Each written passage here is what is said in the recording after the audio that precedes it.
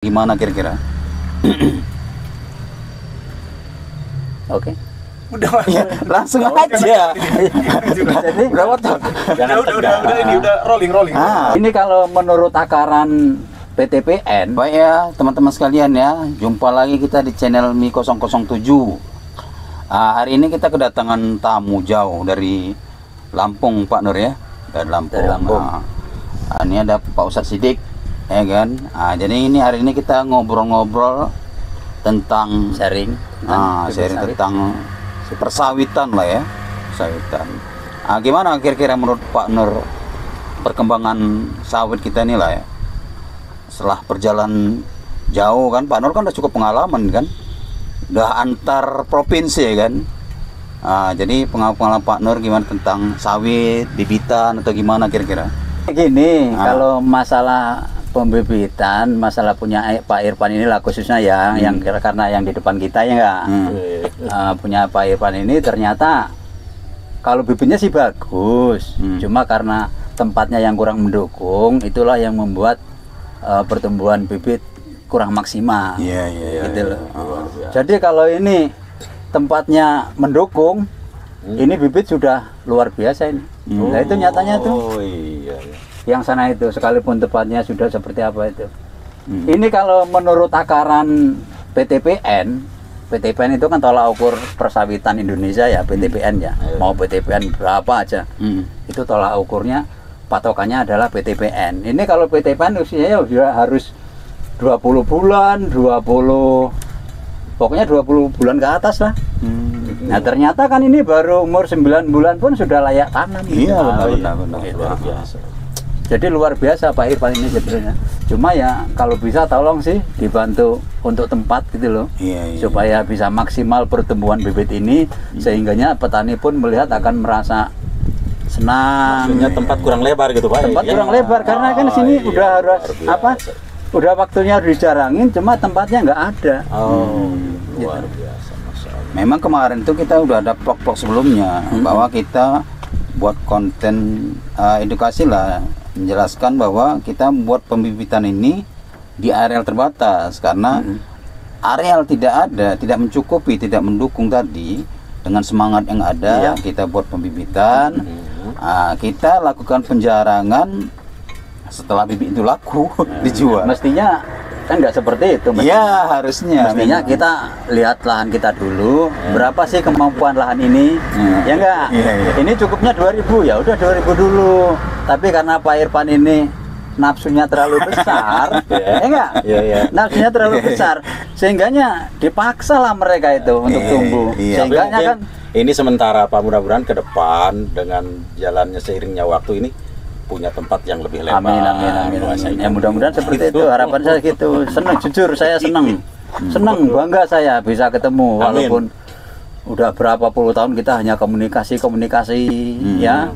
Nah harapan saya sih mungkin Pak Irfan juga nanti bisa ke Lampung lihat tempat saya seperti apa, ya enggak? Insya Allah. Jadi pada saat umur berapa bulan ditempatkan yang seperti apa, nanti umur 4 bulan kemudian sudah dipindah polybag, ditempatkan tempat yang seperti apa, itu akan mempercepat pertumbuhan bibit.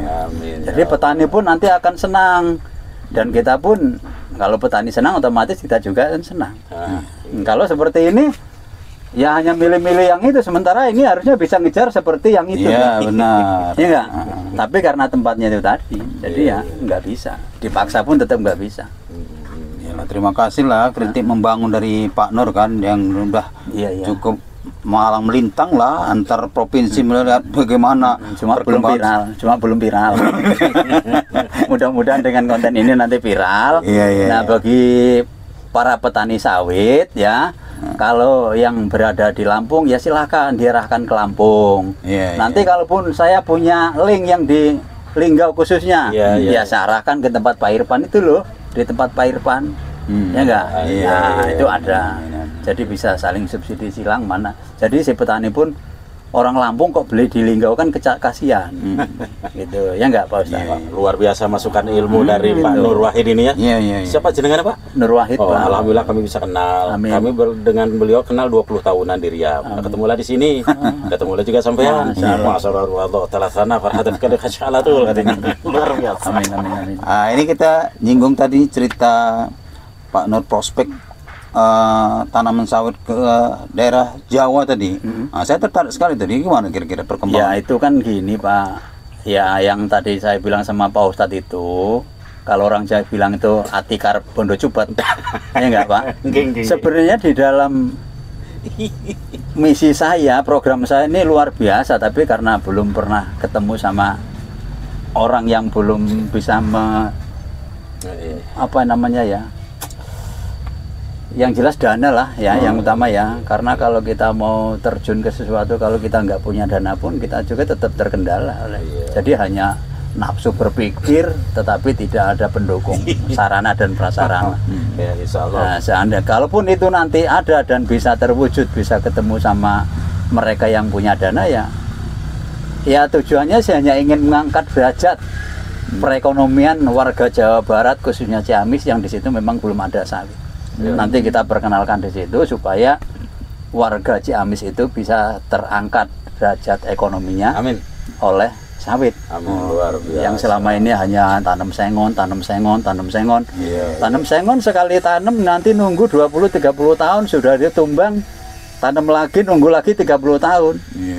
Saya udah kasih arahan kalau tanam sawit satu kali tanam itu 25-30 tahun mereka akan panen 2 kali dalam 1 bulan. Nggak sejahtera gimana mereka gitu loh.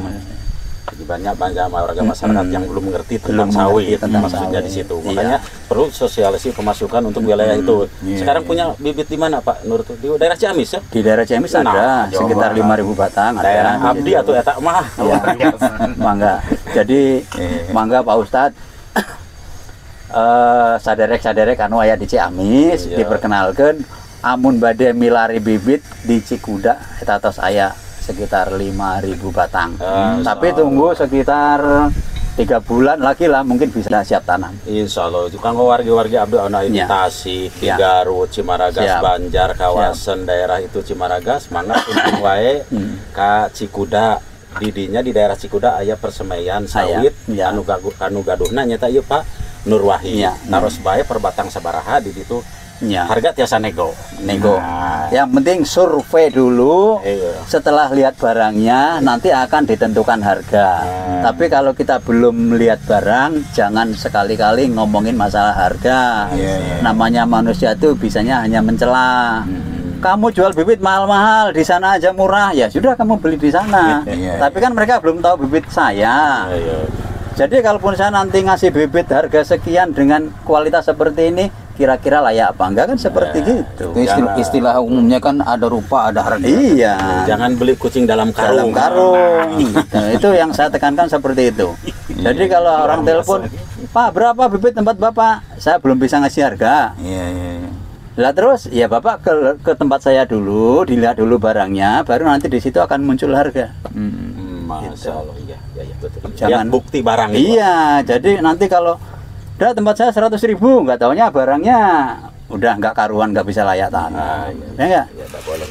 Nah, jadi silakan disurvei dulu tempat saya, baru nanti di situ akan muncul harga. Mudah-mudahan nggak kecewa lah para petani. Dan bibitnya insya Allah super bersertifikat asli dari Medan, PPKS, Marehat Simalungun Unggul, tempat saya. Jadi kesempatan promosi juga. Iya, ya kalian lah. Nah, kira-kira seperti itulah. Pak. Jadi kira-kira cukup lah. Cukup lah ya. Jadi hari ini cukup sekian dulu ya konten ngopi kita bersama Pak Nur Wahid, Pak Ustadz Siddiq. Nanti kapan-kapan kita buat konten-konten yang lebih menarik lagi. Kepada teman-teman sekalian, jangan lupa subscribe-nya, like, comment, dan share untuk membangun channel kita ini supaya bisa membuat konten-konten edukasi yang lebih baik lagi. Amin. Oke, terima kasih.